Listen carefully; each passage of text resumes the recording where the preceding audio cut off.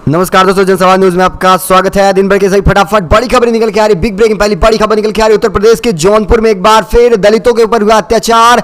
दलित किशोरी के साथ हुआ है रेप। 6 ने किया रेप। बताएंगे इसके बारे में। अब किस तरह से उठ रहा है बीजेपी सरकार पर सवाल। मध्य प्रदेश में तीसरी सबसे बड़ी घटना निकल के आ रही है। एक और बड़ी खबर निकल के आ रही है। बिट्टू बजरंगी के गिरफ्तार होते हुए बजरंग दल ने कर लिया पल्ला झाड़। कहा बजरंग दल में नहीं है बिट्टू बजरंगी।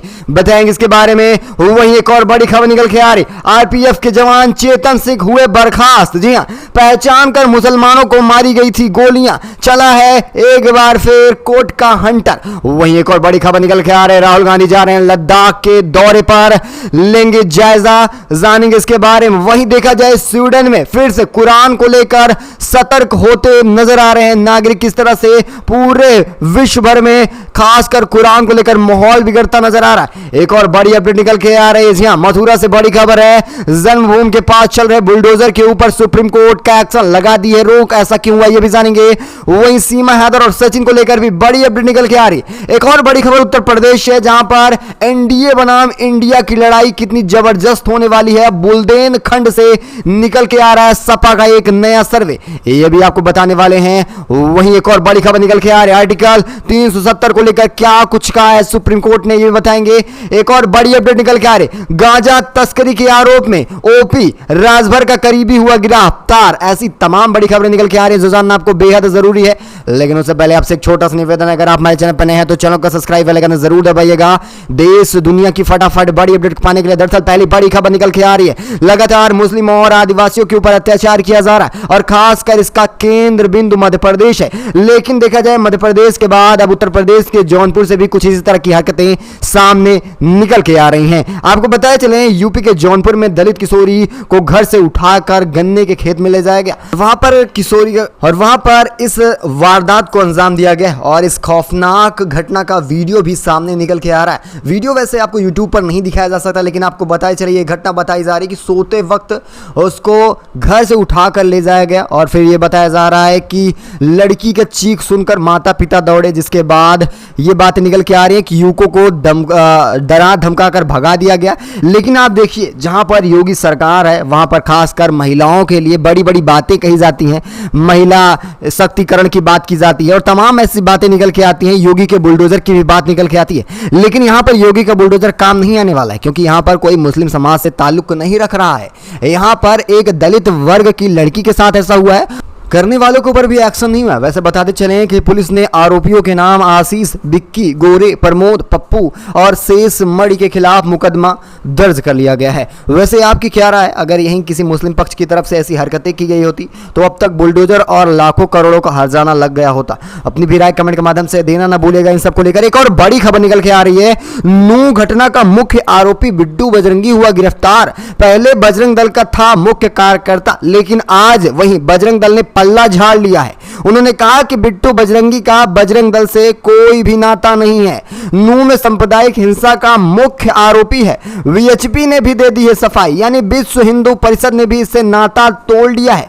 अब इसे कोई नहीं बचा सकता है। वैसे ये खुद को गौ रक्षक भी बताता है और इन दोनों यानी कि मोनू मानेसर और बिट्टू बजरंगी दोनों एक ही कोलू के बैल हैं और ये खुद को गौ रक्षक बनाकर केवल और केवल लिंचिंग करते आ रहे हैं, खासकर मुसलमानों को निशाना बनाकर मारते आ रहे हैं। फरवरी में आपने देखा था किस तरह से नसीर और जुनैद की हत्या मोनू मानेसर की तरफ से की गई, लेकिन आज तक वो गिरफ्तार नहीं हो पाया है। लेकिन आपको बताते चले बिट्टू बजरंगी को पूरी तरह से आतंकियों की तरह गिरफ्तार किया गया, साथ ही इन्हें पुलिस रिमांड पर भी रखा गया और ये बातें निकल के आ रही हैं कि जल्द ही आपको सलाखों के पीछे दिखेगा मोनू मानेसर। वैसे आपकी क्या राय है, इन सबको लेकर अपनी राय देना ना भूलिएगा। वैसे आपको धाराएं बताते चले बिट्टू बजरंगी पर कितनी धाराएं लगी हैं, उसके बाद भी हरियाणा सरकार इन्हें गिरफ्तार करने की परमिशन नहीं दे रही थी। धारा 148 दंगा भड़काना, 149 गैर कानूनी बैठक बुलाना, यानी जो सांप्रदायिक हिंसा को लेकर महापंचायतें हो रही थी उसमें अहम हाथ रहा है बिट्टू बजरंगी का, और खास तौर पर 332 जो भी नुकसान हुआ है, जो भी आगजनी हुई है, ये तमाम चीजें निकल के आ रही हैं। सरकारी काम में बाधा डालना 353 186 और वहीं 397 हथियार भी लूटा गया है। ये तमाम चीजें बिट्टू बजरंगी के ऊपर पहले से दर्ज थी, लेकिन नूह हिंसा में जहां इसे हाउस अरेस्ट नष्ट किया जाना चाहिए था, वहां इसे जिहादियों का जीजा बनाकर खुला छोड़ा गया था। ये किसी और सरकार का नहीं बल्कि बीजेपी द्वारा लगातार भड़काई जा रही हिंसा का परिणाम रहा है।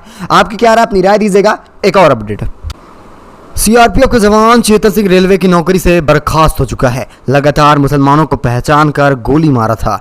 जयपुर मुंबई एक्सप्रेस में गोलीबारी के आरोपी और आरपीएफ के कांस्टेबल चेतन सिंह चौधरी को रेलवे की नौकरी से बर्खास्त कर दिया गया। 31 जुलाई को चेतन ने चलती ट्रेन में सीनियर टीकाराम मीना सहित 3 अन्य यात्रियों को गोली मारकर हत्या कर दी थी। ये जो 3 अन्य लिखे हैं कोई और नहीं बल्कि मुस्लिम समाज से ताल्लुक रखते थे, और यही बात है कि इन्हें अन्य में दिखाकर खास तौर पर ये गोदी मीडिया कुछ और नहीं, सिर्फ और सिर्फ मुस्लिम समाज को न पता चलने के कारण ऐसा कहा जाता है। और अब इसकी नौकरी से हाथ धो लिया है, और साथ ही देखा जाए पुलिस कस्टडी में अभी भी है चेतन सिंह। वैसे आप सबकी क्या राय इसको लेकर? और जहां एक तरफ नूह हिंसा हुई उसमें जो भी हिंदूवादी लोग मरे हैं उनको लेकर कहा जा रहा है कि उन्हें 1-1 करोड़ रुपए मुआवजा दिया जाए, लेकिन वहीं आरपीएफ जवान की तरफ से लगातार लोगों को पहचान कर गोली मारी गई। इन सब के लिए इसी तरह का कोई प्रावधान नहीं लाया गया है। वैसे आपकी क्या राय है? हिंदू जो नूह में हिंसा हुई उन्हें मुआवजा मिलना चाहिए, या फिर जो एक तरह से सांप्रदायिक हिंसा भड़काने और देश का माहौल ख़राब करने के लिए चेतन सिंह ने राजनीति के तौर पर योगी मोदी के नाम पर मुसलमानों को मारा, इन्हें मिलना चाहिए? आपकी क्या राय, अपनी राय दीजिएगा। एक और अपडेट निकल के आ रही है मस्जिद को लेकर, बड़ी खबर है। अब देखा जाए मथुरा से खबर है, अब जन्मभूमि के पास जो बुलडोजर चल रहा था उस पर कड़ा एक्शन हुआ है। सुप्रीम कोर्ट ने लगा दी है रोक। सुप्रीम कोर्ट ने बुधवार को मथुरा में श्री कृष्ण जन्मभूमि के पास बने कथित अवैध निर्माण को ढहाने के रेलवे के अभियान पर 10 दिन के लिए रोक लगाई गई है। सुप्रीम कोर्ट ने इस मामले में रेलवे को यथास्थिति बनाए रखने का निर्देश दिया है। साथ ही केंद्र सरकार और रेलवे को नोटिस भी जारी किया गया है। अब इस मामले में 7 दिन बाद अगली सुनवाई होने वाली है। वहीं आपको बताते चलें, यहाँ रेलवे द्वारा चलाए जा रहे अभियान में अब तक देखा जाए 70 मकानों को जमींदोज कर दिया गया है। वैसे आपकी क्या राय है? क्या इस पे सुप्रीम कोर्ट के संज्ञान लेने के बाद क्या मुस्लिमों को घरों को अब नहीं गिराया जाएगा? अपनी राय दीजिएगा। वहीं एक और बड़ी अपडेट निकल के आ रही है। यहाँ उत्तर प्रदेश से खबर है जहां पर इंडिया और एनडीए के बीच तगड़ी लड़ाई देखने को मिल सकती है, लेकिन यहां पर एक मेन रोल अदा कर सकते हैं ओपी राजभर। संसद का रास्ता साफ करने वाला कोई और राज्य नहीं बल्कि उत्तर प्रदेश है। इसी को देखते हुए उत्तर प्रदेश में इंडिया बनाम एनडीए की जंग शुरू होती नजर आ रही है। इसका नज़ारा आज पूर्वांचल में देखने को मिल रहा है। अब वहां पर भाजपा ने मऊ से लेकर गोरखपुर तक शक्ति प्रदर्शन किया। वहीं दूसरी ओर देखा जाए सपा प्रमुख यानी कि अखिलेश यादव ने अपना रथ लेकर बुलदेन खंड पहुंच चुके हैं। दावा कर रहे हैं कि इस जंग में विपक्षी गठबंधन यानी कि इंडिया ही जीत कर रहेगा। उत्तर प्रदेश की राजनीति में बुधवार को एक अलग ही नज़ारा देखने को मिला, क्योंकि मऊ में जो मंच लगा वो भाजपा का एक अनोखा मौका है। और यहाँ से जो बातें हो रही हैं मंच से, मऊ से लेकर गोरख तक की बात जो की जा रही है, यही एक रास्ता है किसी तरह से उत्तर प्रदेश या फिर 24 के चुनाव में बीजेपी के सत्ता में बने रहने का, क्योंकि इंडिया टक्कर देने के लिए तैयार है एनडीए को। वैसे आपकी क्या राय है? क्या यहाँ पर राहुल गांधी अखिलेश यादव का साथ देंगे लोकसभा चुनाव में या नहीं? अपनी राय दीजिएगा। एक और अपडेट निकल के आ रही है, बड़ी खबर निकल के आ रही है आर्टिकल 370 को लेकर। केंद्र की शक्तियों और प्रक्रियाओं के दुरुपयोग पर भरम न हो, ये सुप्रीम कोर्ट का आदेश निकल के आ रहा है। सुप्रीम कोर्ट ने बुधवार को कहा कि अनुच्छेद 370 हटाने के लिए केंद्र सरकार की कानूनी शक्तियों और अपनाई गई प्रक्रिया के कथित दुरुपयोग को लेकर कोई भ्रम नहीं होना चाहिए। दरअसल आपको बताते चलें 370 को लेकर याचिका कोई और नहीं बल्कि जम्मू कश्मीर के पूर्व मुख्यमंत्री महबूबा मुफ्ती द्वारा दायर किया गया था। संविधान पीठ ने यह भी टिप्पणी की है याचिकाकर्ता के अधिवक्ता की दलील पर ये बातें कही जा रही हैं। इससे पहले 60वें दिन की बहस शुरू होने को थी। लगातार आपको बताते चले 3 अगस्त से आर्टिकल 370 पर सुनवाई हो रही थी, लेकिन अब वहीं आर्टिकल 370 ने तत्कालीन जम्मू कश्मीर राज्य को आंतरिक संप्रभुत्ता भी दे दी है। और इसे स्वीकार करने का मतलब है कि अनुच्छेद 370 खत्म करने से पहले वह राष्ट्रपति शासन लगाने का भी उद्देश्य विफल होता नजर आ रहा है। और ये कोई और नहीं बल्कि न्यायमूर्ति डीवाई चंद्रचूड़ ने कहा केंद्र की शक्तियों और प्रक्रियाओं का दुरुपयोग कर भरम न फैलाया जाए। वैसे आप सबकी क्या राय इसको लेकर?